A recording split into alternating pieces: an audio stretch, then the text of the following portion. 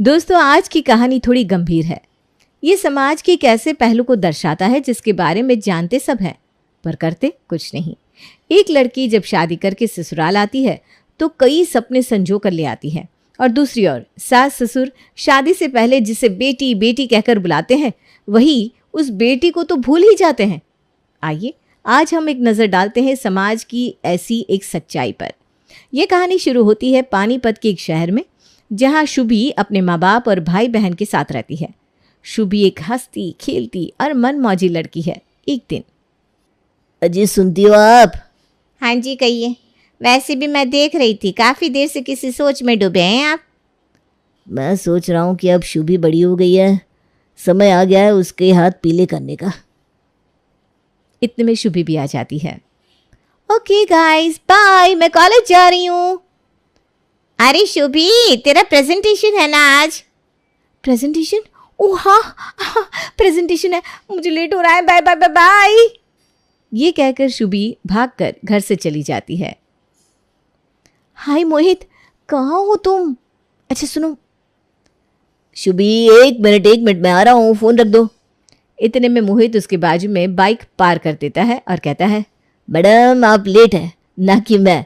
सुनो ना, और हाँ, आपकी प्रेजेंटेशन मेरे ही लैपटॉप में है, कल रात ही बना के अपलोड कर दी थी ताकि तुम आज प्रेजेंट कर सको। और कुछ Bibbo ji. Mohit, you are my best friend. तुम नहीं होते तो पता नहीं मेरा क्या होता। फ्रेंड फ्रेंड फ्रेंड, थक गया हूँ मैं ये शब्द सुनकर। हे भगवान, इसे मेरी फॉरएवर फ्रेंड, गर्लफ्रेंड, बीवी बनाने का क्या लोगे आप? मोहित ये सोच रहा था और उसकी पीठ पर एक प्यारी सी थपकी आई। ओए मिस्टर, चलो ना, आप कॉलेज के लिए लेट हो जाएंगी। और कॉलेज पहुंचते ही शुभी क्लास में गई, जहां सबसे पहले प्रेजेंटेशन उसकी थी। क्या कमाल की प्रेजेंटेशन थी वो। सभी उसके लिए तालियां बजाने लगे और उसकी प्रोफेसर ने खड़े होकर उसके लिए तालियां भी बजाई। शुभी, आई थिंक तुम्हारे अंदर बहुत टैलेंट है बेटा। तुम बोल्ड हो और तुम्हारा प्रेजेंस ऑफ माइंड लाजवाब है। कुछ लोगों को स्टेज फियर होता है, पर तुम तो स्टेज को अपना ही बना लेती हो। बहुत आगे जाओगी तुम। बस कभी अपने हुनर को जाने मत देना। चाहे लाइफ में जितना प्रेशर हो, अपने हुनर को हमेशा बरकरार रखना। ये सुनकर शुभी को कुछ समझ में नहीं आया, पर वो थैंक यू बोलकर चली गई। कॉलेज की कैंटीन में मोहित ने जैसे ही उसे देखा, वो बोल पड़ा, अरे आ गई हीरोइन, मान गए। प्रेजेंटेशन में तो तुमने आग लगा दी। मैं तो अभी से ही सोच सकता हूँ, शुभी प्रेसिडेंट ऑफ मार्केटिंग, कोई अच्छी बड़ी कंपनी के लिए। शुभी हंस रही थी कि अचानक से उसकी नज़र किसी पर पड़ी और उसकी मुस्कुराहट जरा सी कम हो गई। मोहित ने कुछ भांप लिया और कहा, क्या हुआ शुभी, किसे देख रही हो, क्यों चुप हो गई? मोहित, ये लड़का कितना हैंडसम है यार, काश ये मुझे डेट कर लेता। कौन? अच्छा ये प्रेम। देखो शुभी, एक लड़का होने के नाते मैं तुमसे कह रहा हूँ, प्लीज़ ऐसे लड़के को भाव मत दो। इस प्रेम का कैरेक्टर कुछ ढीला सा है। अच्छा जी, कोई करे तो रासलीला है और वो करे तो साला कैरेक्टर ढीला है। अरे यार शुभी, क्या मस्ती कर रही हो? मैं सच कह रहा हूँ, ये प्रेम ना अच्छा लड़का नहीं है, हो सके तो दूर रहो उससे। मुझे पता है, इसीलिए मैं कह रहा हूँ। क्या पता है, बताओ तो। अरे कुछ बातें बताने की ज़रूरत नहीं होती है। खैर, मेरा काम ही तुम्हें प्रोटेक्ट करना है और वो मैं हमेशा करूँगा। अच्छा, प्रोटेक्ट करना? क्यों भाई? मैं अच्छे से अपना भला बुरा जानती हूँ, ठीक है? इतनी बड़ी हूँ, पढ़ी लिखी हूँ, समझदार हूँ। समझ गए जनाब? ओके ठीक है, चली जाओ, पर याद रखना, ये लड़कों के लिए तुम सिर्फ एक और लड़की हो और कुछ नहीं। उस बात को सुनकर भी शुभी ने उसे अनसुना कर दिया और वहाँ से चली गई। इत्तेफाक से रात को रील्स देखते देखते उसके पास एक फॉलो रिक्वेस्ट आई। आधी नींद में जब शुभी ने वो रिक्वेस्ट देखी तो उसकी आंखें झट से खुल गई। प्रेम? ओह माय गॉड, ये तो प्रेम की रिक्वेस्ट है, मैं विश्वास नहीं कर सकती। ये कहकर उसने तुरंत उसकी रिक्वेस्ट एक्सेप्ट कर ली और एक मैसेज आया। हे गॉर्जियस। हाय प्रेम। मैंने तुम्हें आज कैंटीन में देखा और देखता ही रह गया। फिर तुम्हारे बॉयफ्रेंड को देखा तो नज़र घुमा दी। आई एम सॉरी, पर तुम्हारा चेहरा मेरी आंखों से हट ही नहीं रहा था, इसीलिए दोस्तों से पूछकर तुम्हारी आईडी ली और तुम्हें फॉलो रिक्वेस्ट भेज दी। वो मेरा बॉयफ्रेंड नहीं है, अच्छा दोस्त है। था, उससे ज़्यादा कुछ नहीं। अच्छा, पर वो तो तुम्हारी हर बात काफ़ी केयरफुली सुन रहा था, काफ़ी सीरियस लग रहा था वो तुम्हारे लिए। ऐसा कुछ नहीं है, बेस्ट फ्रेंड है बस, और मैं उसे उसके आगे और कुछ नहीं देखती। चलो, थैंक गॉड। थैंक गॉड, क्यों? अब कुछ नहीं। तो मैडम, अगर आप सिंगल है तो आप इस सिंगल लड़की के साथ कॉफ़ी पीने चलेंगी? ज़रूर, क्यों नहीं। Let me know where. वैसे तो कॉलेज के पास एक कैफ़े है, पर पानीपत के कैफ़ेज़ को कहाँ कुछ बनाना होता है। घर आ जाओ कल शाम को, वहाँ पर मैं वर्ल्ड्स बेस्ट कॉफ़ी बना कर पिलाऊंगा। कॉफ़ी बीन्स खास इटली से इंपोर्ट किया है मैंने। घर? अरे डरो मत, कुछ नहीं होगा तुम्हें, मैं हूं ना। अच्छा जी, शाहरुख, मैं हूं ना। ठीक है, फिर कल पक्का। अगले दिन शुभी कॉलेज का कहकर तो चली जाती है, पर वो कॉलेज पहुंचती नहीं है। मोहित उसका पूरा दिन इंतज़ार करता है, पर शुभी आती ही नहीं। उसके घर के पास बाइक पार्क करके हॉर्न बजा के भी उसने देखा, पर वो बाहर नहीं आई। ये शुभी कहाँ होगी? कहीं कुछ हो तो नहीं गया उसे? ठीक तो है ना वो? मोहित पूरी शाम बाइक पर पानीपत में जगह जगह उसे ढूंढता है, पर वो नहीं मिलती। फ़ोन भी ट्राई करता है, पर वो लगता ही नहीं। अंत में वो शुभी के घर के बाहर बाइक पार्क करके वेट करता है, और 8 बजे वो देखता है कि शुभी एक कार से उतरती है। बिना कुछ सोचे समझे वो उसके पास जाता है और कहता है, अरे शुभी, कहाँ थी तुम सारा दिन? मैंने कितनी बार तुम्हारा फ़ोन ट्राई किया, तुम थी कहाँ? और ये फूल किसने दिए? किसके साथ थी तुम? अरे बस करो मोहित, मैं कोई बच्ची नहीं हूँ जो कहीं गुम जाऊंगी। और रही बात कि मैं कहाँ थी, क्या कर रही थी, किसके साथ थी, that's none of your business. अपने काम से काम रखो और हटो मेरे रास्ते से। अच्छा, नन ऑफ माई बिजनेस? पूरा दिन कॉलेज में वेट किया, शाम को पानीपत के चक्कर लगा लगा कर पागल हो गया, और तुम कह रही हो कि it's none of my business? It is my business. तुम लाइन क्रॉस कर रहे हो मोहित। तुम मेरे दोस्त हो, बॉयफ्रेंड नहीं, समझे? क्या लेना देना है तुम्हारा? लेना देना है शुभी, क्योंकि क्या? छोड़ो, तुम ना कभी समझी ना कभी समझोगी। बस अपना ख्याल रखना तुम, और कुछ चाहिए होगा तो मुझे बता देना। बाय। ये कहकर मोहित वहां से थोड़ी ही दूर शुभी को अपने घर के अंदर जाता हुआ देखता है। आंखों में आंसू लिए वो वहीं सड़क के किनारे घंटों बैठ जाता है और अपनी किस्मत को कोसता है। कुछ दिनों बाद, मोहित, मैं कई दिनों से देख रही हूँ, तुम बस अपने में खोए खोए से रहते हो। बताओ बेटा, क्या हुआ? माँ, मेरा पहला प्यार अधूरा रह गया। मेरा भगवान पर से विश्वास ही उठ गया। बस मैं टूट गया हूँ, कुछ बाकी नहीं रहा जीवन में। ऐसा मत बोलो बेटा, ऊपर वाला अगर कुछ कर रहा है तो सोच कर ही कर रहा है। आज अगर कुछ छीन रहा है तो कल उससे दुगना देगा वो तुम्हें। तुम चाहे किसी पर विश्वास करो या नहीं, बस खुद पर विश्वास रखो और आगे बढ़ो। नहीं मम्मी, सब खत्म हो गया, सब खत्म। और ये कहकर मोहित एकटक दीवार को देखने लगा। चेहरे पे कोई भाव नहीं था उसके, वो एकदम पत्थर की तरह स्थिर बैठा हुआ था। वहीं दूसरी ओर शुभी की जिंदगी किसी सपने से कम नहीं थी। वो और प्रेम डेट करने लगे, पर छुप छुप कर। प्रेम के कहने पर वो कॉलेज में एक दूसरे से बात नहीं करते, पर कॉलेज के बाद शुभी कभी कुछ तो कभी कुछ बहाना बनाती और उसके घर जाकर उसके साथ घंटों बिताती। एक रोज जब वो शाम को वापस आई तो घर पर, शुभी, ये कोई समय है क्या घर आने का? वो पापा, कल्चरल फेस्ट चल रहा है ना, तो इसीलिए प्रैक्टिस। तो फ़ोन तो उठाना चाहिए ना। और ये भी क्या प्रैक्टिस, जिसमें 1 बजे से 8 बजे तक तुम बिजी रहती हो? अब क्या हम अपना काम धाम छोड़कर तुम्हारे पीछे पीछे चलते रहे? और ये लड़का कौन था जिसकी गाड़ी से तुम उतरी? लड़का? नहीं पापा, मेरा फ्रेंड है, स्टेफी। स्टेफी ने ड्रॉप किया मुझे। अच्छा, और स्टेफी तुझे फूल देती है रोज़?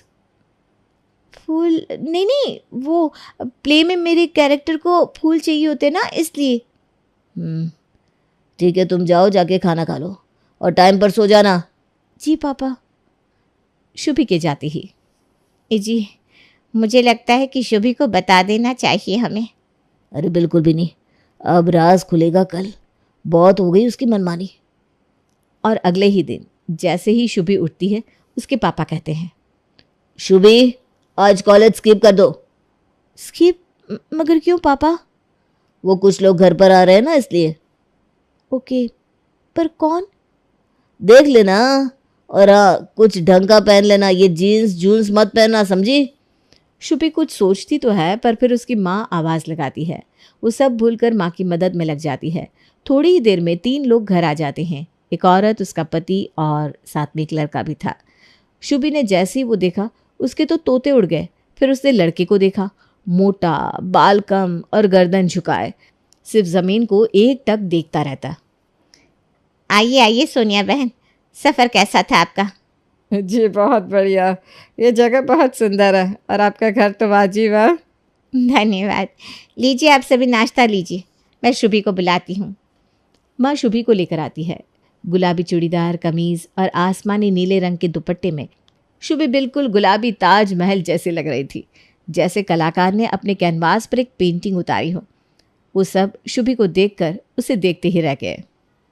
बेटा तुम तो बहुत सुंदर हो, तुम्हें कोई देखे तो देखता ही रह जाए। जी, इनका मतलब है कि तुम बहुत ही प्यारी हो।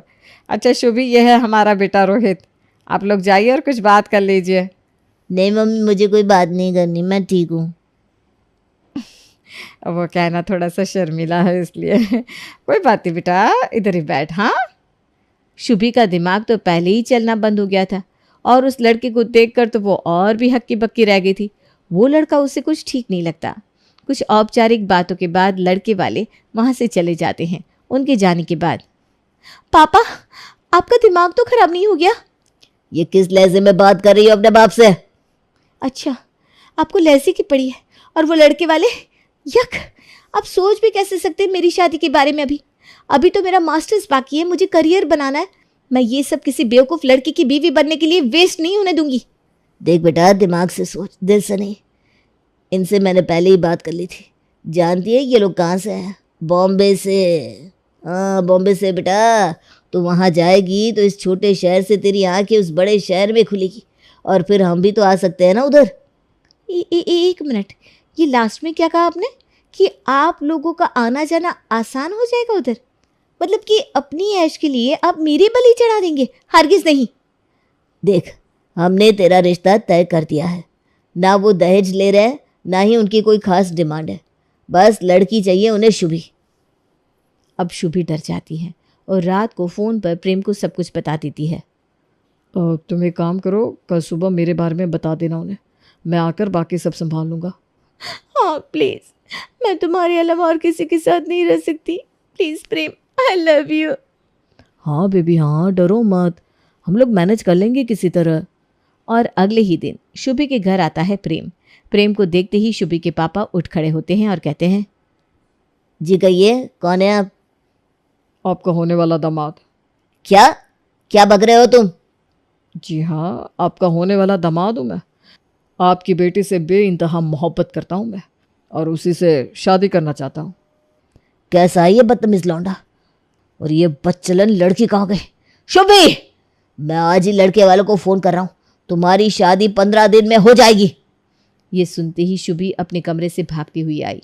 लाख मिन्नतें की, हाथ पैर जोड़े, पर कुछ फ़ायदा नहीं हुआ। उसने भागने की भी कोशिश की, पर किस्मत ऐसी कि लोग उसे वापस पकड़ कर ले आए। शुभी शादी करके मुंबई, जिसे आप बॉम्बे के नाम से जानते हैं, वहाँ चली गई।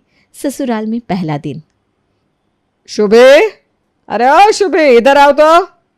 जी माँ जी, कहिए। एक काम करो, तुम पहले तो सबका खाना बना दो।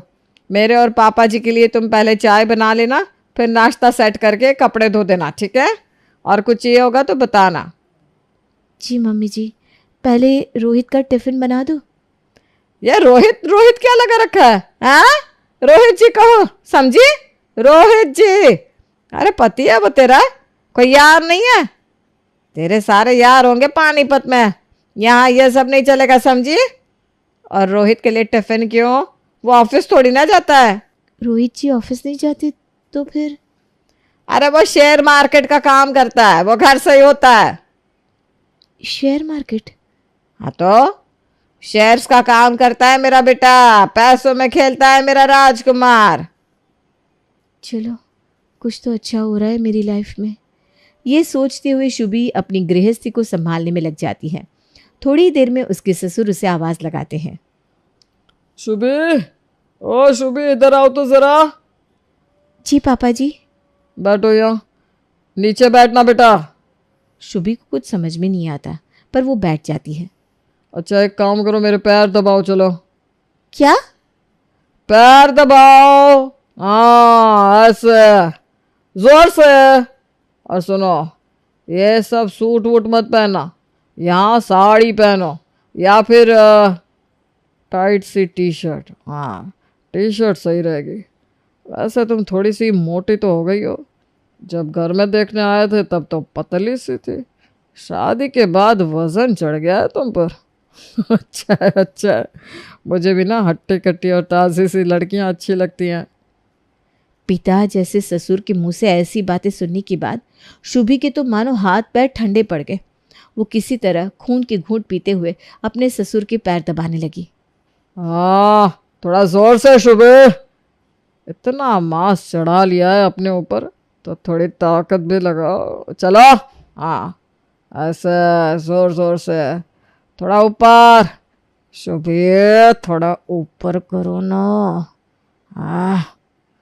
तभी उसे सास की आवाज़ आती है। आवाज़ सुनते ही सुनील अपनी लुंगी नीचे कर देता है और शुभी से कहता है, भाग जाओ यहाँ से और चुप रहना, समझे। शुभी की आंखों में आंसू आ गए। वो समझ ही नहीं पाई कि अभी एग्जैक्टली क्या हुआ था उसके साथ। वो आंसू लिए अपने कमरे में दाखिल हो रही थी कि उसे अपनी पति की आवाज़ आई। डार्लिंग, हाँ आऊँगा ना तुम्हें मिलने ऑनलाइन शाम को 7 बजे, वहीं देसी रोमांस वेबसाइट पर। अच्छा अभी तो बताओ तुमने क्या पहना है। वाह वाह वाह। शुभी को अब जोर का धक्का लगता है। ससुर ऐसा, पति उससे भी गिरा हुआ। दिन के 2 बजे ये क्या चल रहा है? और उसके पति का शेयर मार्केट। वो सोचती है कि अपनी सास को सब बताए, पर बताती भी क्या और कैसे।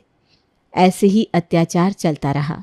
एक दिन, शुभी उठो, शुभी उठ जाओ, मेरे लिए जाकर कोल्ड कॉफी और मैगी बना लाओ, जाओ। रोहित जी सुबह के 4 बज रहे हैं, आप प्लीज अभी सो जाइए और मुझे भी सोने दीजिए। ज्यादा जुबान चलाती है क्या? और एक थप्पड़ आता है शुभी के मुंह पर। ये क्या? क्यों? ज्यादा बकर बकर की ना तो यही हाल होगा तेरा। ज्यादा होशियार मत बनना। हाँ चल जाके जो कहा है वो बना कर ला। रोती हुई शुभी वहां से चली गई।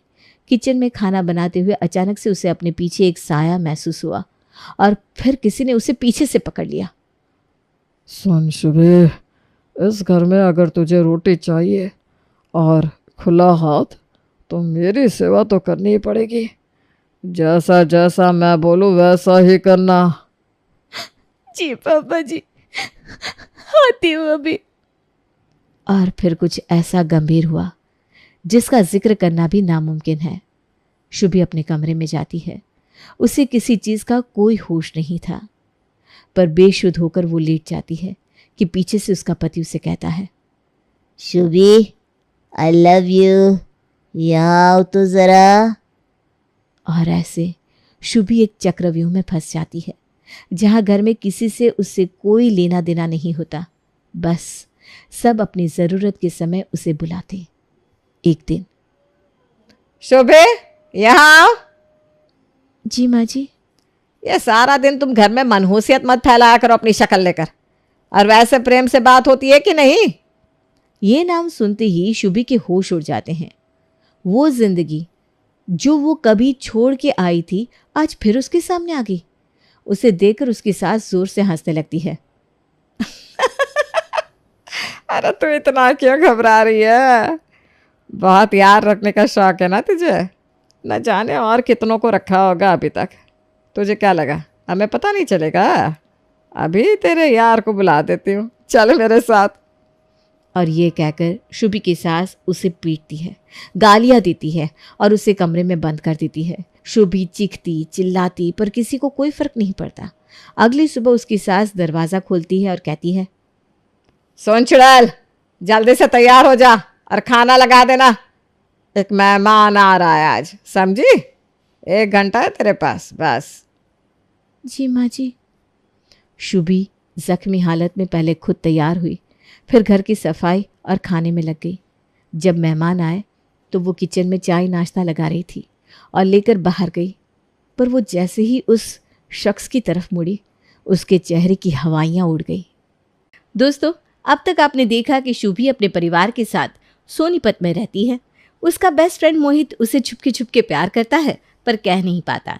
और शुभी और प्रेम की प्रेम कहानी फुल स्पीड पर चल रही थी, पर अचानक शुभी के पिता ने उसका रिश्ता बम्बई के रोहित के साथ करा दिया। रोहित, उसकी माँ और उसके पिता शुभी को बहुत परेशान करते हैं। एक दिन सोनिया जी ने किसी को घर बुलाया था, पर जब शुभी उससे मिली तो उसके होश ही उड़ गए। अब आगे क्या हुआ शुभी, तुम ऐसे क्यों खड़ी हो गई हो? नहीं मम्मी जी, कुछ नहीं। इसे तो तुम जानती होगी ना? हाँ। अरे मेरा मतलब है कि ये भी तो सोनीपत से ही है। छोटा शहर है, तो मुझे लगा कि तुम दोनों एक दूसरे को जानते ही होगे। जी आंटी, हम एक दूसरे को बहुत अच्छे से जानते हैं। हम लोग साथ में ही पढ़ते थे कॉलेज में। शुभी, कैसी हो? बहुत बदल गई हो तुम। जिस अतीत को शुभी भुलाने की कोशिश करती हर रात को, वही अतीत उसके सामने आ खड़ा था। वो समझ ही नहीं पा रही थी कि वो करे तो क्या करे। रोए, हंसे, उसे कहे कि तुम मुझे भगाकर लेकर क्यों नहीं गए, पर वो मौन खड़ी रही। अपने आप को संभालने के बाद वो चाय नाश्ता देकर अंदर चली गई, पर उसके मन में जहाँ एक तरफ खुशी थी, वहीं दूसरी जगह घबराहट। आखिर क्यों आया होगा प्रेम वहाँ? तभी उसे एक मैसेज आता है, 5 मिनट के बाद दूध लेने के बहाने नीचे आ जाना। वो नीचे जाती है और शुभी, मैं यहाँ हूँ। चले जाओ यहाँ से। आखिर इतने समय बाद तुम आए ही क्यों? और तुम मेरी सास को कैसे जानते हो? काम के सिलसिले में उनसे जान पहचान होगी, फिर पता चला कि वही तुम्हारी सास है, तो दोस्ती और बढ़ा ली और यहाँ चला आया। मुझे हग नहीं करोगी क्या? ये सुनते ही शुभी जोर से उसके गले लग जाती है और रोने लगती है। मैं मानता हूँ शुभी कि मैं उस समय तुम्हारे लिए स्टैंड नहीं ले पाया, पर देखो अब मैं यहाँ हूँ तुम्हारे सामने, तुम्हें लेने आया हूँ। अब ध्यान से सुनो। और प्रेम और शुभी भागने का प्लान बनाते हैं। अगले दिन प्लान के मुताबिक शुभी सबके खाने में नींद की गोली मिलाकर डाल देती है, जिससे सभी घर वाले सो जाते हैं और प्रेम शुभी को लेकर भाग जाता है। वो पास ही के एक ट्रेन में बैठ जाते हैं। ओह माय गॉड, मुझे विश्वास नहीं हो रहा प्रेम कि हम भाग गए। ये 1 साल में मैं भूल ही गई थी कि बाहर की दुनिया कैसी होती है। Thank you Prem, thank you so much. अरे मेरी प्यारी बेबी, इसमें थैंक यू क्या? मैं यहाँ हूँ, यहाँ हूँ, यहाँ। तुम्हारी फिल्मी बातें तो कभी ख़त्म ही नहीं होगी। पूरे 2 दिन के सफ़र के बाद वे लोग एक जगह पहुँचते हैं। कुछ दिन प्रेम शुभी को घुमाता फिराता, उससे प्यार करता, और फिर एक रोज़, चलो शुभी, रेडी हो जाओ, हमें कहीं जाना है। कहाँ? अरे किसी को मिलने, वो तुम्हें देखने के लिए बहुत एक्साइटेड है। बस तुम जल्दी से तैयार हो जाओ, और हाँ, मेकअप अच्छे से करना। पर प्रेम, मुझे कौन देखने आ रहा है? अरे कुछ दोस्त है मेरे, वही देखेंगे। बस चलो ना, अब कितने क्वेश्चंस पूछोगी? ओके बाबा, अभी तैयार होकर आती हूँ। शुभी पूरे 1 घंटे बाद आई और इतना सज सवर कर आई कि प्रेम उसे देखता ही रह गया। कुछ मिनट देखने के बाद वो उससे कहता है, शुभी, पल्लू थोड़ा सा नीचे कर लो ना। ये क्या कह रहे हो प्रेम? अरे ये ट्रेंडिंग है शुभी, मुंबई में रहकर ट्रेंड्स भी नहीं सीखे क्या तुमने? मुंबई सुनकर जैसे शुभी को फिर से एक धक्का लगा। वो पुरानी चोटें फिर से हरी हो गई, पर अपने आप को संभालते हुए उसने प्रेम की बात मान ली। रेडी, चले चले।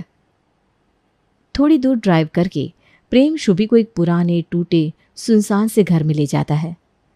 प्रेम, ये क्या मजाक है? ये कैसे जगह लेकर आए हो? सुनो, मुझे ना ऐसे मजाक बिल्कुल पसंद नहीं है। 2 मिनट रुक जाना। जब देखो कचर कचर कचर चलता रहता है, तेरा मुंह बंद कर, चुप, एकदम चुप। ये सुनकर शुभी घबरा जाती है और शांत हो जाती है। कुछ देर बाद कुछ आदमी आते हैं। उसमें से एक मुखिया जैसा दिखने वाला आदमी आता है और पास ही के एक आराम कुर्सी पर बैठ जाता है। यही है वो लड़की? जी बॉस। ठीक है, थोड़े मार्क्स है शरीर पर ठीक है। इसके हुए 50,000 रुपये। अब तो शुभी को चक्कर आने लगे। वो समझ ही नहीं पाई कि ये क्या हो रहा है। 50,000? चल क्या रहा है ये? ओ, तो ये जुबान वाली लड़की है। लड़की, तुझे गूंगी गुड़िया बनकर रहना है, समझी? ज्यादा कुछ बोलना नहीं है, बस जैसा कहा जाए वैसा करे। हाँ। शुभी प्रेम की ओर देखती है। हैरानी से, परेशानी से, कई सवाल थे उसके मन में, पर प्रेम तो जैसे उसे देख ही नहीं रहा था। वो अपने पैसे लेकर चला जाता है और शुभी को वहीं छोड़ जाता है। प्रेम, क्यों किया तुमने ऐसा? एक नरक से उठाकर तुमने मुझे दूसरे में क्यों फेंक दिया? मैंने कुछ नहीं किया। अगर कुछ जानना है ना तो अपनी सास से पूछो। उसी ने मुझे बुलाया था और ये डील फाइनल की। तुम्हारा वो शेयर मार्केट वाला पति वो खुद ये काम कमीशन पर करता है। अब तुमसे दहेज लेकर और मुझसे कमीशन लेकर वो जा रहा है अपने लिए नई लड़की लेने। और ये कहकर प्रेम चला जाता है। वहीं शुभी उधर ही धम से गिर जाती है। 1 हफ्ता हो गया था इस बात को। शुभी की आंख खुली किसी की जोर से लात मारने से। वो जैसे ही उठी उसे पूरे शरीर में दर्द महसूस हुआ। वो देखती है, बहुत कम रोशनी थी और वहां पर वही सौदा करने वाला आदमी था। चल, उठ गई ना 1 हफ्ते बाद? अच्छा है, वैसे तो जिस काम के लिए तुझे खरीदा था उसमें तो तू बेकार निकली। तो हम तुझसे या तो सड़क पर भीख मंगवाएंगे या किसी के घर नौकरानी बना देंगे। और हाँ, ज्यादा चालाकी नहीं, समझी? जी। ये कहकर वो आदमी चला जाता है, पर उसके अंडर में काम करने वाले लोग शुभी पर कड़ी नजर रखते। ना वो उसे खाने को देते, ना पहनने को। पर एक दिन उन्होंने उस पर 1 बाल्टी पानी फेंका और उसे एक साड़ी देकर कहा, सुन लड़की, ये कपड़े पहनकर बाहर आ जाना 5 मिनट में। कोई चालाकी नहीं, समझी? वरना तुझे ऐसी जगह भेज देंगे कि यमराज भी तुझे ढूंढ नहीं पाएगा। शुभी फटाफट साड़ी पहनती है और बाहर जाती है। वो लोग उसे गाड़ी में डालकर किसी घर के बाहर खड़ा करवा देते हैं। लड़की, तुझे महीने की इधर 5,000 रुपये मिलेंगे। तेरा सेठ जो बोलेगा सब करने का। हाँ, महीने के आखिर दिन हम तुझसे पैसे लेने आएंगे। 1 रुपया भी अपने पास रखा तो तेरे पुर्जे काट कर बेच देंगे, समझी? नहीं, मैं सब करूँगी, पर मुझे जाने दीजिए प्लीज। आप सब ले लेना। हाँ, अब आई ना लाइन पर। चल, घंटी बजा और दफा हो। डरते हुए शुभी घंटी बजाती है। दरवाज़ा खुलने पर वो जो देखती है तो वो बेहोशी हो जाती है। कुछ देर बाद शुभी अपने आप को एक कमरे में बेड पर पाती है। सामने एक लड़का चाय का कप लिए खड़ा था। तुम यहाँ कब, कैसे, और मैं कहाँ हूँ? मैं तो काम पर जा रही थी। ये तुम ही हो ना मोहित? मोहित, जो शुभी को कॉलेज के समय से प्यार करता था, वो वहाँ खड़ा था। शुभी, मैं ही हूँ, मोहित। तुमने जब बेल बजाई और मैंने दरवाज़ा खोला तो तुम बेहोश हो गई थी। मोहित, ये कहकर शुभी उसके गले लगती है और बहुत रोती है। रोते रोते वो सो जाती है और बीच रात में अपने ऊपर कंबल ओढ़े हुए खुद को पाती है। अगली सुबह, गुड मॉर्निंग मैडम, चाय तैयार है। और नाश्ते में क्या खाओगी? साहब आप हटिए, ये मेरा काम है, मैं करती हूँ। बस मेरी पगार से कल के पैसे मत काटना। शुभी, ये तुम, 1 मिनट, तुम यहाँ मेड बनकर आई हो? तुम्हें यहाँ मेड की जॉब लगी है? हाँ साहब। शट अप शुभी, एक तो ये साहब साहब कहना बंद करो। यहाँ बैठो और मुझे शुरू से बताओ क्या हुआ है तुम्हारे साथ। क्या बताऊँ मोहित, मैं पागल थी जो प्यार में फंस गई। पर सबसे बुरे तो मेरे माँ बाप है। भारत में अक्सर लड़कियों की जिंदगी जेल जैसी हो जाती है।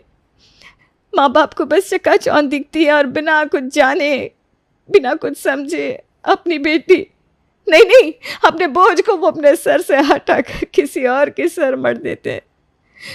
मोहित, मैं प्रेम के साथ रिलेशनशिप में थी। ये बात जब पापा को पता चली तो उन्होंने मेरे लिए रिश्ते देखना शुरू किया। उन्हें ये परिवार मुंबई का मिला तो सोचा कि बेटी को तो बड़े शहर भेजेंगे, साथ ही उनका शहर में आना जाना आसान हो जाएगा। और बस ये सोचकर मेरी शादी करवा दी। मेरा पति शेयर मार्केट का कहकर घर पर रहता था, निठल्ला था वो। दिन भर गंदी पिक्चरें देखना, लड़कियों से बात करना, सिगरेट दारू पीना, बस यही उसका काम था। मेरा ससुर मुझे यूज करता था और मुझसे चुप ऐसे कहता था। और इस सब में सबसे घटिया मेरी सास थी। वो प्रेम को पहले से जानती थी, उन्होंने मुझे उसे दे दिया। मोहित ने फिर से मेरी लाइफ में आकर मुझे भाग जाने को उकसाया और मुझे 50,000 में बेच दिया। क्योंकि मेरे शरीर पर मार्क्स थे तो मुझे वो धंधे पर बिठा नहीं सके। तो या तो मैं मेड बन सकती थी या सड़क पर भीख मांग सकती थी। किस्मत ने थोड़ा साथ दिया और मुझे मेड बना दिया उन्होंने। बस यही है मेरी कहानी। मेरे ससुराल वालों ने तो खुद मुझे बेच दिया और मेरे मायके वालों से मैं बात भी नहीं करना चाहती। हाँ प्लीज मुझे इस काम पे रहने देना। ये सब सुनकर मोहित भी रोने लगा। वो खुद को रोक नहीं पाया और रोते हुए उसने शुभी को गले लगा लिया। मुझे माफ कर दो मोहित, प्रेम अच्छा लड़का नहीं था। मेरी शादी के समय हम भागने वाले थे, पर उसने तो मेरे भाई को पहले से पटा कर रखा था, इसीलिए मेरे रिश्तेदार मुझे पकड़ कर वापस ले आए। आई एम सॉरी मोहित, मुझे तुम्हारी बात मान लेनी चाहिए थी। तुमने कहा भी था कि वो अच्छा लड़का नहीं है, पर मेरी आंखों पर तो प्यार की पट्टी बंधी हुई थी। शुभी, प्रेम की एक ऐसी सच्चाई थी जो मैं जानता हूँ, इसीलिए मैं तुम्हें उसके पास नहीं देखना चाहता था। प्रेम सोनीपत से है भी नहीं, वो तो कोई और छोटे गांव से है। अरे उसका तो नाम प्रेम है ही नहीं, उसका नाम अरविंद है। बचपन से ही उसे जल्दी पैसा कमाना था। वो मेरी कजिन सिस्टर रोहिणी से प्यार करता था, पर रोहिणी को वो पसंद नहीं था। तो एक दिन एक झगड़े के बीच प्रेम ने उसे इतना मारा कि उसकी मौत हो गई। वो गांव से भागकर सोनीपत आया था। मैंने उसे रोहिणी दीदी के साथ 1-2 बार देखा था तो चेहरा याद था, पर वो मुझे नहीं जानता था। पर यहाँ भी वो मेरे मोहल्ले की 3 लड़कियों को एक साथ डेट कर रहा था। जब मुझे पता चला तो मैंने उसे पूछा कि वो क्या कर रहा है, क्यों कर रहा है ऐसा। उस दरिंदे ने मुझे आंख मारी और कहा कि भाई जवान हूँ, सुंदर हूँ, फायदा तो उठाने दे। वो अक्सर लड़कियों को अपने घर बुलाता, इटली से मंगवाई हुई कहकर उन्हें कॉफ़ी पिलाता और वो जब बेहोश हो जाती तो उनका इस्तेमाल करता। उसने 3 में से एक के साथ ऐसा किया। दूसरी को उसने प्रेग्नेंट करके छोड़ दिया और उस लड़की ने अपनी जान दे दी। और तीसरी? बेला था उसका नाम। बहुत ही प्यारी गुणी लड़की। प्रेम ने उसे घर से भगा तो दिया, पर जब वो सोनीपत वापस आया तो बेला नहीं थी उसके साथ। उसने झूठ बोला कि उसका एक्सीडेंट हो गया था। माल्डा के एक पुलिस रैकेट में बेला पकड़ी गई और उसे वापस भेज दिया गया। पर समाज की बदनामी और घरवालों के ताने उससे सहन नहीं हुआ और उसने खुदकुशी कर ली। और ये सब कुछ शुभी चुपचाप सुन रही थी। वो उस दिन को कोस रही थी जब उसने प्रेम की रिक्वेस्ट एक्सेप्ट की थी। मोहित, अब बस हो गया। लड़कियां समाज के डर से कभी अपनी आप बीती नहीं बताती है। भाड़ में जाए ऐसा समाज जो एक तरफ देवी को 9 दिन पूजता है और दूसरी तरफ महिलाओं का शोषण करता है। अब बस इसका बदला लेना ही पड़ेगा। मोहित की मदद से शुभी मुंबई पुलिस को कांटेक्ट करती है और अपने सास ससुर के खिलाफ कंप्लेंट दर्ज करवाती है। पहले तो पुलिस को उन्हें छोड़ना पड़ा क्योंकि कोई एविडेंस मैच नहीं कर रहा था। शुभी ने जी जान लगा दी। अपनी पूंजी और मोहित की मदद से उसने शहर के सबसे बेस्ट लॉयर को हायर किया और रीना ने शुभी का केस ऐसा लड़ा कि जज के भी रोंगटे खड़े हो गए और केस शुभी के फेवर में चला गया। पता चला कि उसका पति ऑनलाइन लड़कियों को डेट करता और उनकी अभद्र तस्वीरें खींचकर उन्हें ब्लैकमेल करता या फिर मोटे दहेज से उनसे शादी करता। पिता उन मासूम लड़कियों का शोषण करते और अपने शौक पूरे करते और माँ वो काम का बहाना लगाती, पर उसका असली काम था उन लड़कियों को बिकवाना, इल्लीगली ड्रग्स सप्लाई करवाना, मिलावटी शराब बेचना, यहाँ तक कि लोगों का मर्डर करवाना कोर्ट के बाहर। मुझे माफ कर दो शुभी, मैंने सच में तुमसे बहुत प्यार किया था। और तुम तो बेटी हो मेरे, मैं अंधा था जो तुम्हारी अच्छाई नहीं देख सका। Get lost. इससे पहले कि मैं चप्पल से मारूं, दोनों को दफा हो जाओ। अब सड़ना जेल में अपनी बाकी की उम्र। शुभी बेटा सुनो तो। क्या? यही कि खेल खत्म नहीं हुआ है शुभी। अगर मैं इतने साल नहीं पकड़ी गई थी तो क्या आज पकड़ी जाती? तुम बेवकूफ़ हो। मैं जल्द ही तुम्हें मिलूंगी, फिर चाहे तुम दुनिया के किसी भी कोने में क्यों ना हो। और ये कहकर कांस्टेबल के धक्के से सोनिया आगे चलने लगती है। तभी मोहित शुभी का हाथ थाम लेता है। शुभी, ये बुढ़िया पागल हो गई है, बहुत फिल्मी लगती है मुझे। मैं तुम्हें कह रहा हूं, कोई कुछ नहीं कर सकता तुम्हें। शुभी, ये अच्छा नहीं किया तुमने। अरे तेरे जैसे घटिया और कैरेक्टरलेस लड़के को जानना भी नहीं चाहती मैं। चल जाके जेल में सबको बताना तू कौन है। यहाँ किसी के पास टाइम नहीं है। शुभी ये कहकर जा रही थी कि अचानक उसे एक आवाज आती है। बेटा। शुभी। माँ, पिताजी आप यहाँ? बेटा, ये केस तो देश भर में मशहूर हो गया है। लोग चर्चा कर रहे हैं और तेरी बहादुरी को सैल्यूट कर रहे हैं। बेटा, मुझसे बहुत बड़ी भूल हो गई थी। हाँ बेटा, हमने बहुत बड़ी गलती कर दी। हमें सोच समझ कर, जांच पड़ताल करके ही तुम्हारी शादी करवानी चाहिए थी। पर अब मैं ही इसे ठीक करूँगा। तू चल बेटा, चल वापस सोनीपत। तेरे लिए वहाँ एक अच्छा रिश्ता देखेंगे, पूरी जांच करके, और फिर तेरा घर बसाएंगे मेरी लाडो। हाँ बेटा, इस बार देख कर ही सब करेंगे। तू भी उसके साथ घूमना, बातें करना और फिर कोई फैसला लेना। चल बेटा अब घर, तेरे भाई बहन तेरा इंतज़ार कर रहे हैं। शुभी उन्हें एक पल के लिए देखती रहती है और फिर कहती है, आर यू सीरियस? मेरे साथ इतना कुछ हुआ, इतना कुछ, और आप आज 2 साल बाद मुझसे मिलने आए हो? मिलके भी क्या कह रहे हो कि मेरी दूसरी शादी करवाओगे? अरे शादी शादी शादी, भाड़ में जाइए शादी। ऐसा कमीना ससुराल आप लोगों ने मुझे एक बार दे दिया, उसमें भी आपका मन नहीं भरा क्या? और आपको क्या लगता है कि इतने बड़े हादसे के बाद मैं दोबारा शादी करूंगी भी? बिल्कुल नहीं। और अगर करूंगी भी तो अपनी मर्जी के लड़के से, ना कि आपके बताए हुए घटिया रिश्तों से। शुभी, पर तेरी मर्जी तो प्रेम थी। देखा ना तूने उसने क्या किया तेरे साथ। पापा, तब मैं बच्ची थी, नहीं समझती थी भला बुरा, मानती हूँ ये बात। पर माँ बाप होने के नाते क्या आपका ये फर्ज नहीं बनता था? क्या आप मुझे किसी के झोले में दान की तरफ फेंकने के बजाय मुझे समझते? अरे एक बार देख लेते उसे और फिर मुझे समझाते। मैं समझती ना पापा। कम से कम इतने नर्क से तो नहीं गुजरना पड़ता मुझे। तो क्या जिंदगी भर कंवारी रहेगी तू? क्यों नहीं? क्या खराबी है कंवारे रहने में? मुझे देखो, शादी की थी तो कैसी हालत हो गई थी, और आज देखो एकदम हेल्दी और हैप्पी। और वैसे भी मेरी लाइफ में अब कोई है। कौन बेटा? क्या करता है वो? क्या नाम है उसका? कैसा दिखता है वो? तभी शुभी मोहित का हाथ पकड़ती है और कहती है, माँ, पिताजी, ये मोहित है। कॉलेज से जानते हैं हम एक दूसरे को। इसी ने मुझे बचाया और मैं इसके ही साथ रहती हूँ। मुझे ये पसंद है। शादी आई डोंट नो, पर मैं इसी के साथ रहती हूँ और रहना चाहूँगी। ये क्या बदसलूकी हुई शुभी? बिना शादी किए एक गैर लड़के के साथ कैसे रह रही हो? कोई समझ है कि नहीं तुम्हें?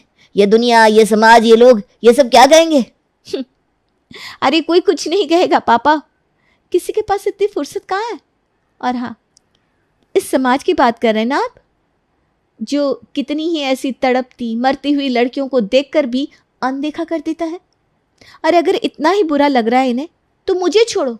ये समाज में होते हुए बलात्कार, यौन शोषण और दूसरी समस्याओं के लिए आवाज क्यों नहीं उठाता?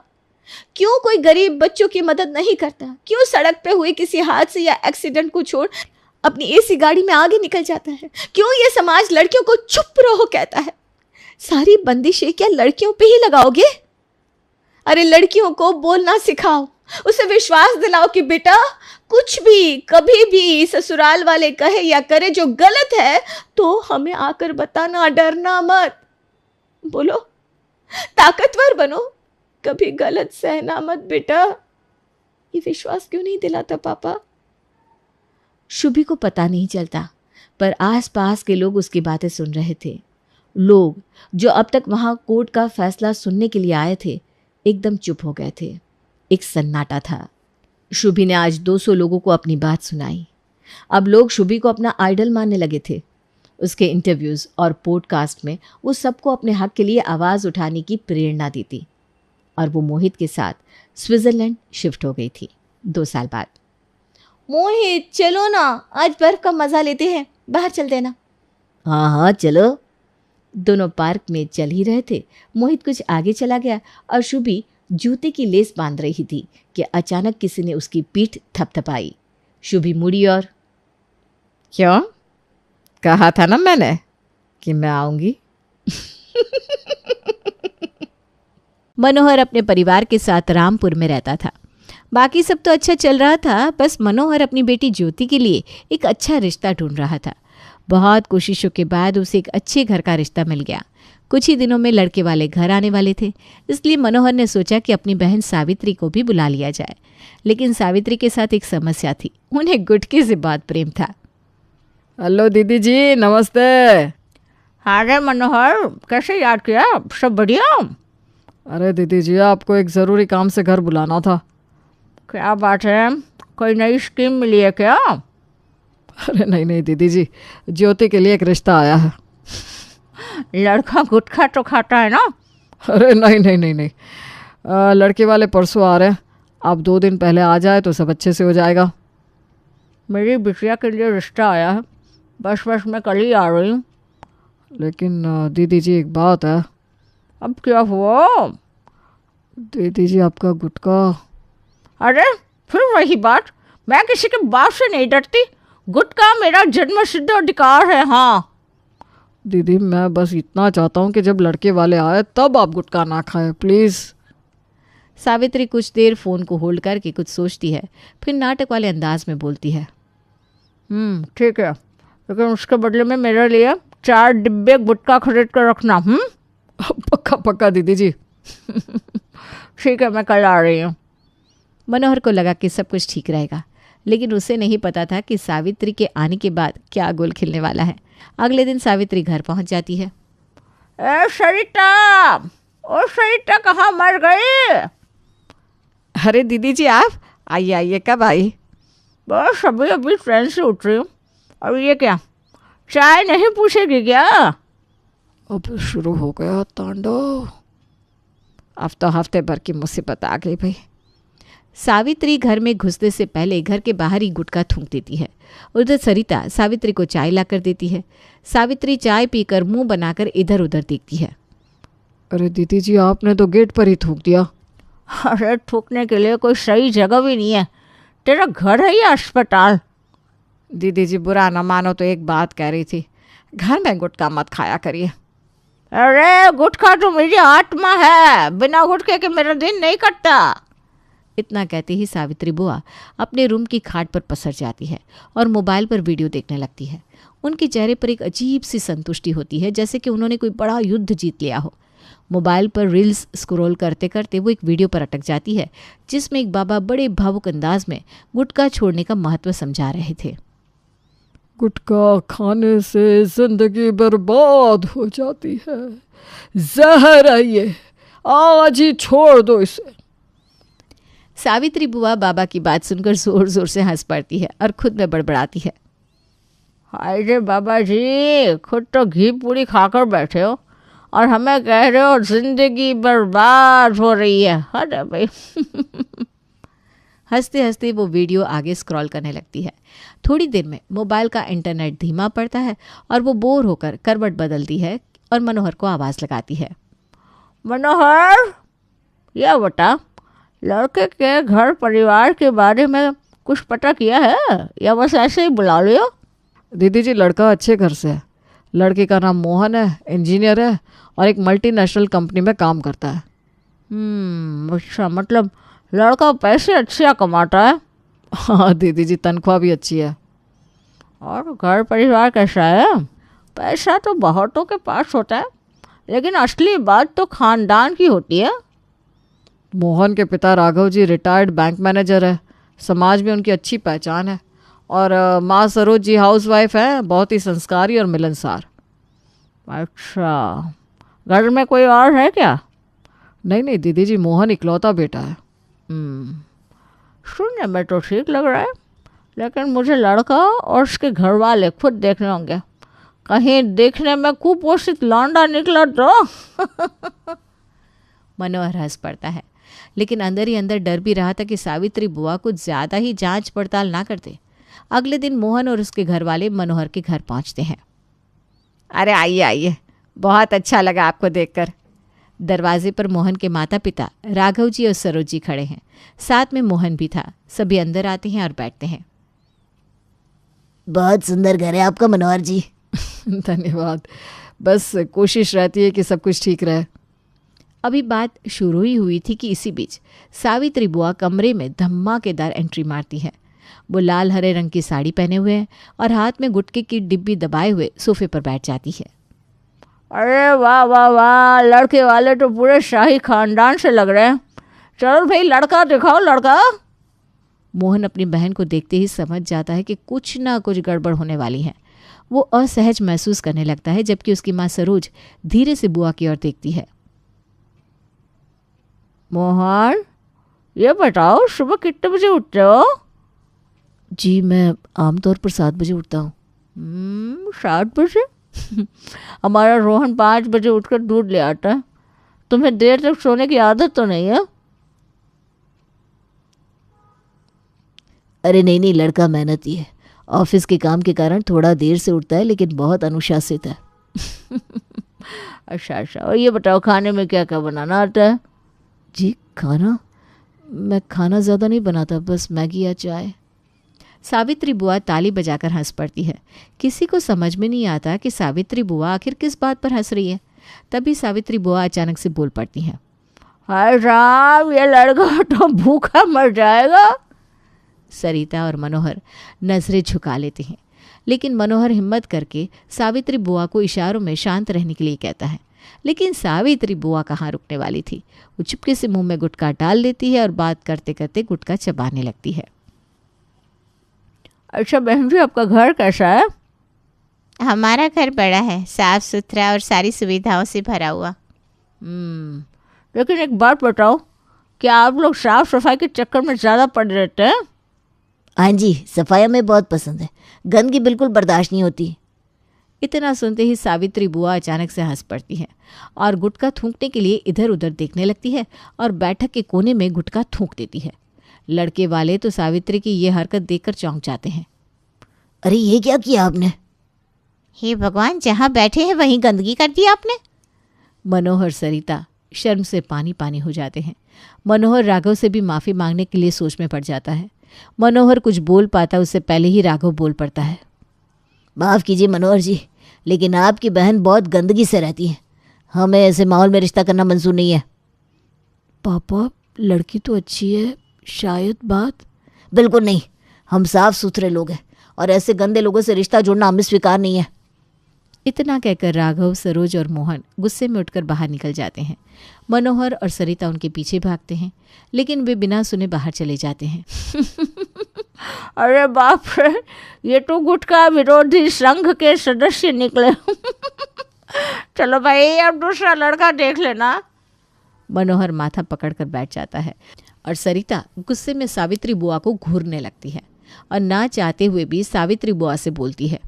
दीदी जी, आपने अपने गुटके के प्रेम की वजह से एक अच्छा रिश्ता बिगाड़ दिया। क्या सरिता, जरा जरा सी बात को इतना बड़ा बना रही हो। दीदी जी, इतना अच्छा परिवार हाथ से निकल गया।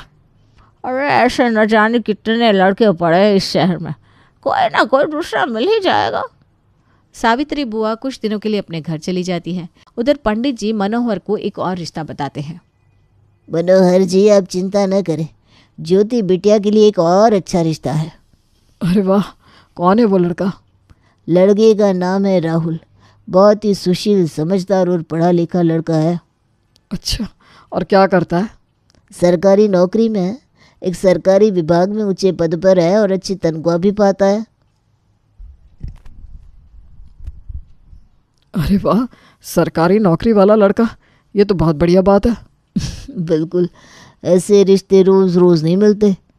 पंडित जी, पिछली बार भी सब कुछ सही लग रहा था, लेकिन फिर अरे हाँ, मुझे पता चला आपकी बहन सावित्री जी ने लड़के वालों के सामने गुटखा थूक दिया था। अब क्या बताएं पंडित जी, दीदी जी का तो कोई इलाज नहीं है। इस बार हमने उन्हें कुछ दिनों के लिए घर भेज दिया है। वैसे इस बार लड़के वाले सफाई को लेकर ज़्यादा सख्त नहीं है। अच्छा, तो कब आ रहे वे लोग? 4 दिन बाद, रविवार को। ठीक है पंडित जी। मनोहर सोचता है कि सावित्री बुआ ने गुटखा खाकर जहाँ जहाँ थूका था वहाँ वो 3-4 दिन में पेंट करा लेगा। इसलिए वो रामलाल पेंटर को बुलाता है। रामलाल दीवार पर लगे लाल निशानों को निकालने की कोशिश करता है, पर गुटखे के दाग छूटते ही नहीं। अरे अंकल जी, आपने दीवार पर क्या कर रखा है? इसका दाग ही नहीं जा रहा। अरे भाई, मेरी दीदी गुटखा खाती है ना, उन्होंने दीवार पर थूक दिया था। अरे अंकल जी, आप तो इस दीवार को पेंट ही ना करवाओ। क्यों, क्या मतलब है तुम्हारा? बुआ जी को गुटके की 100 पुड़िया और लाकर दे दो, वही पूरे दीवार पेंट कर देंगी। बुआ जी तो बहुत टैलेंटेड है। अरे तू ज़्यादा बकवास ना कर, सीधे सीधे बता पेंट कर पाएगा कि नहीं। अंकल जी, आप तो गुस्सा हो गए, मैं बस मजाक कर रहा था। परेशान ना हो, पेंट हो जाएगा। घर में पुताई चल रही होती है कि सावित्री बुआ वापस मनोहर के घर चली आती है। इस बार सरिता, मनोहर और रोहन तीनों बुआ की गुटखे की आदत को छुड़ाने का प्लान बनाते हैं। देखो, अब दीदी जी को सुधारना ज़रूरी हो गया है। घर भर में गुटखे की गंध फैला दी है। अरे लेकिन दीदी जी का गुटखा छीनने का मतलब है महाभारत छिड़ जाना। अरे पापा, आप इतना डरते क्यों हैं? बुआ है, भूत नहीं। ठीक है, कल से ऑपरेशन गुटखा बैन शुरू। सभी जोर से हंसते हैं, मगर सावित्री बुआ को शक हो जाता है कि कुछ तो गड़बड़ है। सुबह सावित्री बुआ अलमारी में गुटखा ढूंढती है, लेकिन उन्हें गुटखा नहीं मिलता। अरे बाप रे, गुटखा कहाँ गया? अरे किसी ने देखा है मेरा गुटखा? ये किसकी हरकत है? सावित्री बुआ पूरा घर सिर पर उठा लेती है, लेकिन गुटखा नहीं मिलता। इधर सरिता और मनोहर छिपकर हंस रहे थे। ए मनोहर, मेरा गुटखा कहाँ गया? नहीं दीदी जी, मुझे कुछ नहीं पता। बुआ जी, अब आप गुटखा छोड़ ही दीजिए। देखिए आपके दांत कितने पीले हो गए। अरे चुप बे, मैं तेरा गुटखा छुड़वा दूंगी। सावित्री बुआ गुस्से में रोहन के पीछे भागती हैं, पर रोहन हंसते हुए वहां से भाग जाता है। रात को सावित्री बुआ घर में सबको सोता हुआ देखती है और चुपचाप बाहर जाती है। ऐ छोटू, जल्दी दो मेरा माल। बुआ जी, घर वाले तो आपको सुधारने में लगे हैं। अरे उन्हें छोड़ो और जल्दी से मेरा गुटखा दे। अगले दिन मोहल्ले में शर्मा जी अपने काम से कहीं जा रहे थे, तभी अचानक सावित्री बुआ उन पर गलती से गुटखा थूक देती है। सब ये देखकर हैरान रह जाते हैं कि उनके पास गुटखा कहाँ से आया, लेकिन सब समझ जाते हैं कि उनसे गुटखा छुड़ाना मुश्किल ही नहीं, नामुमकिन है। वहीं दूसरी तरफ शर्मा जी नीचे से लड़ने लगते हैं। अरे ये क्या बदतमीजी है? कौन है ऊपर? किसने ये गंदगी फेंकी? अरे शर्मा जी, लगता है ऊपर से बुआ जी ने गुटखा थूक दिया। गुटखा? कौन बेहुदा है ये? अगर मेरे हाथ लग गया ना तो। तभी मनोहर बाहर आता है और स्थिति संभालने की कोशिश करता है। अरे शर्मा जी, क्या हुआ? इतनी आवाज़ें क्यों आ रही है? क्या हुआ? अरे देखो, बुआ जी ने मेरे ऊपर से गुटखा थूकर मेरी नई शर्ट खराब कर दी। मनोहर ऊपर देखता है और समझ जाता है कि ये दीदी जी की हरकत है, लेकिन वो जल्दी से कोई बहाना सोचने लगता है। मनोहर शर्मा जी के करीब आता है, फिर हैरानी दिखाते हुए शर्ट पर लगे दाग को गौर से देखता है। अरे शर्मा जी, ये तो टीका जैसा लग रहा है। टीका? ये गुटखा है, गुटखा। मैं बचपन से जानता हूँ गुटखा कैसा होता है। अरे नहीं शर्मा जी, ये पूजा का जल है।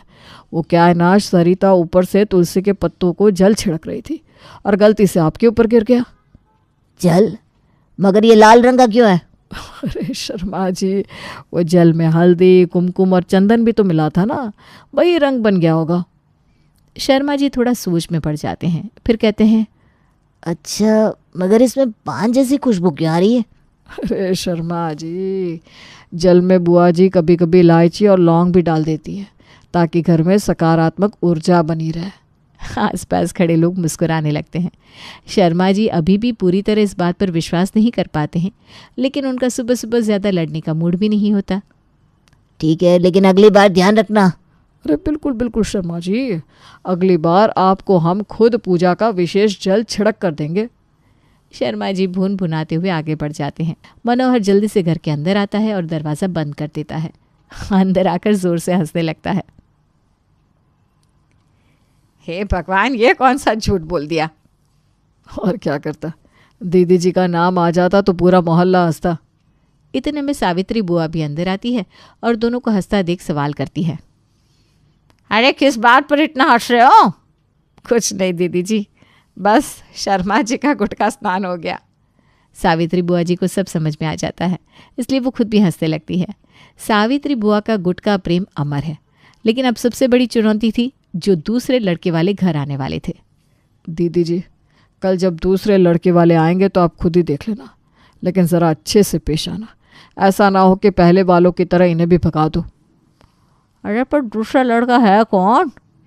दूसरा लड़का राहुल है, वो भी सरकारी नौकरी में है और उनके पिता दिनेश जी भी सरकारी अफसर है। पर लड़के की आदतें कैसी है? अभी तक तो कोई बुरी बात सामने नहीं आई है। वैसे भी कल जब परिवार आएगा तब सही से सब पता चल जाएगा। पर हाँ, अगर लड़के वाले नक चढ़े निकले ना तो मैं खुद उन्हें रिजेक्ट कर दूंगी। अगले दिन रोहन और उसके पिता दिनेश घर पहुंचते हैं। सावित्री बुआ का मूड ठीक था, लेकिन मनोहर को एक अजीब सा डर सता रहा था। अगर उन्होंने ऐसा वैसा बोल दिया तो, और उससे भी बड़ी चिंता थी सावित्री बुआ सच में बिना गुटके के रह पाएंगी क्या। ज्योति बिटिया बहुत संस्कारी लग रही है, हमें तो बहुत पसंद आई। जी, मैं भी ज्योति जी से बात कर सकता हूँ क्या? ज्योति शर्मा जाती है, लेकिन तभी बुआ जी बीच में कूद पड़ती है। अरे बेटा, पहले ये बताओ तुम्हारी सैलरी कितनी है? जी, मेरी तनख्वाह 50,000 रुपये महीना है। बस 50,000? अरे आजकल तो किराने की दुकान वाले भी महीने में इतना कमा लेते हैं। चलो छोड़ो, ये बताओ तुम्हें खाना बनाना आता है? जी, खाना? अगर मैं तुम्हारे घर आई और मेरी भतीजी घर में ना हो, मैं बीमार पड़ गई, तो क्या तुम मुझे खिचड़ी बनाकर दोगे? पर ये सब तो बहू का काम होता है ना। अरे वाह, मतलब बहू नौकरी भी करे, घर भी संभाले। पूरा माहौल गंभीर हो जाता है। मनोहर को पसीना आ जाता है। सरिता बार बार बुआ को चुप कराने की कोशिश कर रही थी। तुम शराब तो नहीं पीते? नहीं, बिल्कुल नहीं। सिगरेट? वो भी नहीं। तो क्या तुम दूध नहीं पीकर जिंदा रहते हो? अब तक दिनेश जी का चेहरा लाल हो चुका था। माफ कीजिए, हमें ये रिश्ता पसंद नहीं है। अरे पर क्यों? आपकी बहन बहुत अजीब सवाल कर रही है और हमें ऐसे माहौल में रिश्ता नहीं करना।